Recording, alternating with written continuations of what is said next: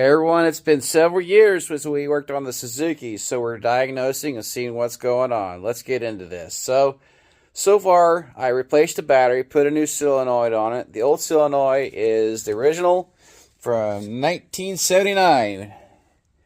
This sucker's old. It was fried. Okay, just old age, froze up, no good.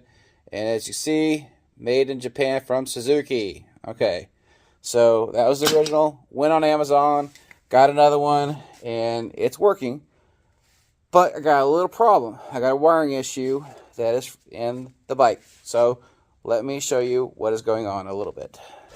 Okay, so my problem is push button won't work.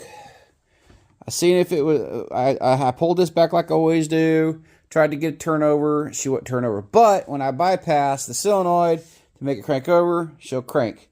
I was told the starter was bad. Well, guess what? That shop was wrong. I needed a new solenoid. Plus, not to mention, there's a wiring issue somewhere from the push button all the way to the battery. Somewhere within here. I got to figure out if it's a connector or something. But we are getting power to the battery. And what I'm going to do, I'm going to show you. There's power going to the solenoid. I can't get this to be pushed down by the push button. But if I show you, the bike is off. I'm going to bypass. We have power going to solenoid. We know that. We test light it. Everything is good to go. So the next step is figure out where the short is going to the push button. Could be just the whole push button thing.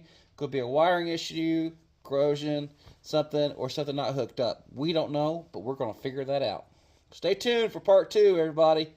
We're getting back in this old girl, and hope you like these videos.